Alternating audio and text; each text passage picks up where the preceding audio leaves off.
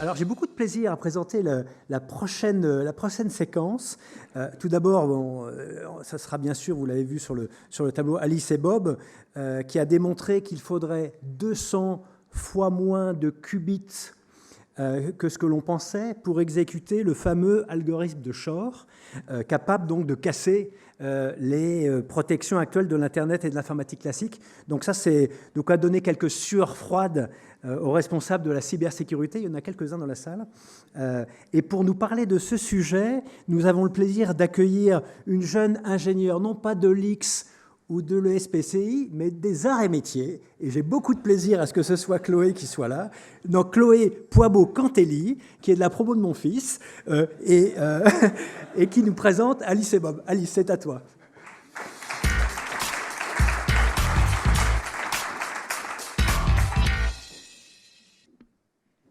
Bonjour à tous. En plus d'être de la promo du fils de Christophe, donc je travaille depuis un moment chez Alice et Bob, je suis COO. Et aujourd'hui, je vais vous parler de qu'est-ce qu'on construit chez Alice et Bob. Donc, un ordinateur quantique, comme mes chers amis qui vous ont présenté leur sujet précédemment. Mais on va vous parler un petit peu plus je vais vous parler un petit peu plus d'ordinateur quantique idéal. Pourquoi un ordinateur quantique idéal chez Alice et Bob? Parce qu'on s'intéresse depuis le démarrage au sujet de la fault tolerance, donc ce dont on vous a présenté, ce que vous ont présenté d'autres acteurs précédemment, qui est le moment où on sera capable de ne plus avoir de décohérence, ou en tout cas de permettre de corriger l'ensemble des erreurs qui créent cette décohérence.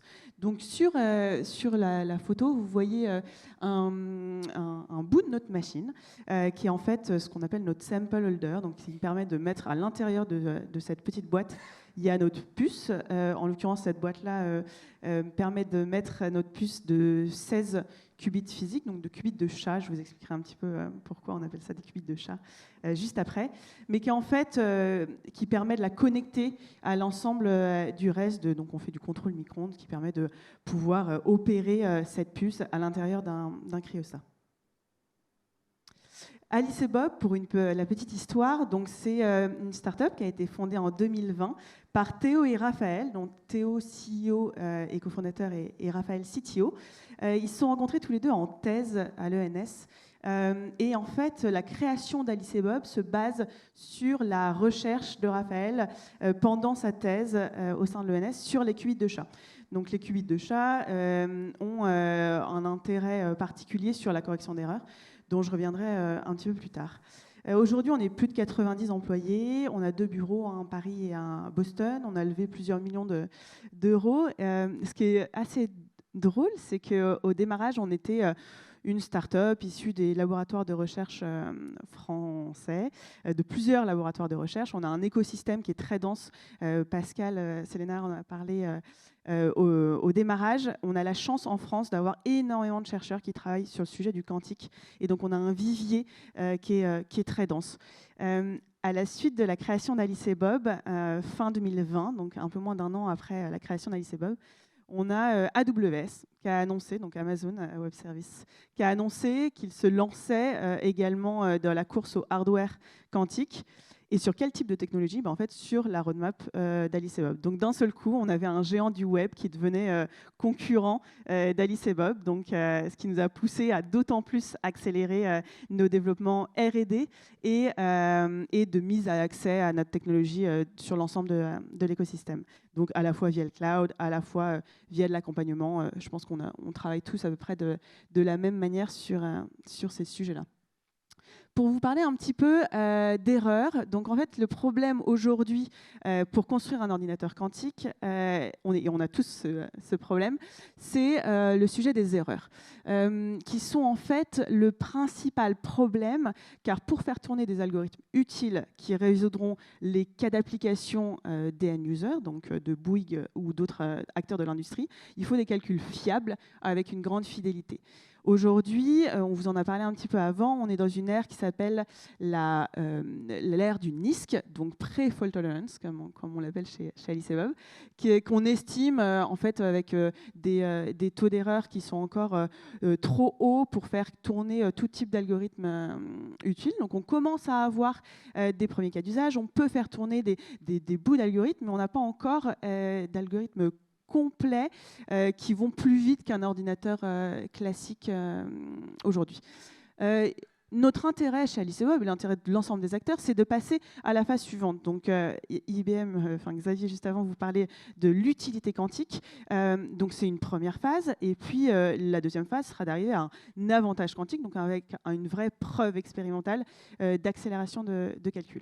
Chez Alice et Bob, juste pour vous donner deux petits chiffres, on vise les 100 qubits logiques. Pour avoir 100 qubits logiques, pourquoi on vise ces 100 qubits logiques? C'est parce qu'en fait, aujourd'hui, il y a des preuves théoriques qu'à partir de ce moment-là, on sera capable de pouvoir faire tourner des algorithmes utiles qui règlent des problèmes compliqués des industriels actuels. Chez Alice et Bob, il nous faut 1500 qubits de chat physique pour arriver à ces 100 qubits logiques. Et on estime que, et j'y reviendrai un petit peu après, pour avoir un vrai impact disruptif, donc sur des problèmes très très compliqués, il faudrait plus de 100 000 qubits physiques. Donc c'est quand même des chiffres, je vous parlais de nos 16 qubits précédemment, qui ne sont pas encore là aujourd'hui, mais qu'on estime d'ici les quelques années qui viennent, avec un switch aux alentours de 2027. Alors, les erreurs. Donc, deux types d'erreurs qui impactent l'ordinateur quantique. L'inversion de bit, qu'on appelle le bit flip, et l'inversion de phase, qu'on appelle le phase flip. Donc, en fait, le qubit, il est très sensible au bruit, ce qu'on appelle les bruits, qui peut être l'impact de la lumière, l'impact du son, l'impact des vibrations, l'impact du petit caillou dans le labyrinthe de Pascal tout à l'heure. Le problème de ces erreurs, c'est qu'en fait, ces bruits vont affecter le qubit qui va voir son état changer de manière aléatoire. Donc bon, là on se dit, ok, il change de manière aléatoire, est-ce qu'on peut le ramener d'une autre manière? Bon. Et en fait, le problème, c'est que ça provoque, dans ce dont parlait Pascal tout à l'heure, la décohérence des qubits. Et en fait, ces changements d'état, ils entraînent littéralement la perte d'information qui est encodée dans le qubit. Donc à partir du moment où on perd l'information, on se retrouve à avoir des erreurs de calcul, ce qu'on appelle la décohérence. Comment on travaille aujourd'hui, l'ensemble de l'industrie travaille aujourd'hui pour corriger ces erreurs? Vous l'avez entendu, on met plein de qubits physiques les uns à côté des autres pour créer une méthode qui est grandement utilisée, des codes de surface. Donc vous en voyez un schématisé ici. L'idée, c'est de pouvoir générer des votes de majorité. Donc si un qubit perd son information, en fait, si les autres ont reçu la même information, on aura la capacité de savoir, in fine, quelle est la bonne information. Donc on corrige à la fois donc, les inversions de phase sur une ligne, les inversions de bits sur une autre, et donc on se retrouve avec des codes de surface, donc des grandes matrices de qubits. C'est une technique qui est entre autres utilisée par Google, mais également par de nombreux acteurs. À Alice et Bob, on a fait un choix un petit peu différent. On utilise aussi cette répétition, mais pas en accumulant d'abord beaucoup de qubits pour ensuite corriger les erreurs, mais plutôt en construisant des qubits de très très bonne qualité pour pouvoir avoir besoin de moins de qubits pour arriver à la phase de la fault tolerance. Donc, grâce à quoi précisément? Grâce à nos qubits de chat. Qubits de chat en référence au chat, à l'expérimentation du chat Schrödinger. Donc, en fait, l'avantage d'Alice et Bob, c'est que le qubit de chat, il corrige par design, donc mécaniquement sur la puce. Donc, on a vraiment un qubit physique qui corrige par design les bit flips, donc les inversions de bits. Et donc, on n'a plus qu'à se concentrer sur les phase flips, ce qui nécessite le fait d'avoir plus uniquement besoin de faire une répétition, pas d'un surface code, mais juste d'un repetition code pour corriger un des deux types d'erreurs.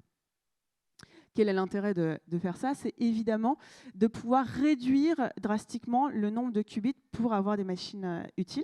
Donc avec l'approche standard, ce qui est intéressant et ce qui me fait toujours un petit peu rire comme chiffre, c'est qu'en fait, on utilise uniquement 0,03% des qubits pour le calcul et les autres sont utilisés pour la correction d'erreurs avec la technique du surface code. Et grâce à la correction d'erreurs des qubits de chat, on permet de réduire grandement ces erreurs par un facteur, enfin ce nombre de qubits par un facteur racine carrée. En introduction, on vous parlait du fait que Alice et Bob requiert 200 fois moins de qubits pour générer un impact grâce sur la correction d'erreur. Et donc en fait, comment on arrive à ce 200 fois moins? C'est qu'on a fait exactement le même exercice que Google. C'est pour ça qu'il y a des chiffres de Google qui sont cités ici.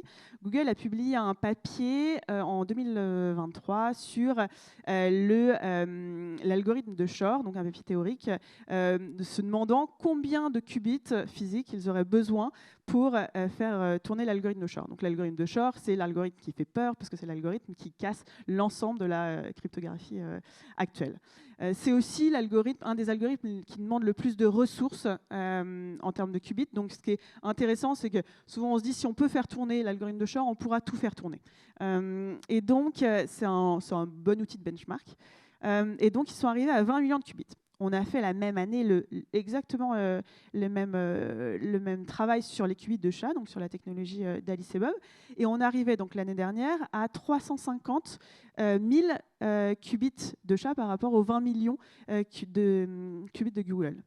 Donc déjà, on était ravis de cette réduction, ce qui nous a généré quelques invitations avec des conférences de cryptographie en se disant « Ok, mais dans combien de temps ?»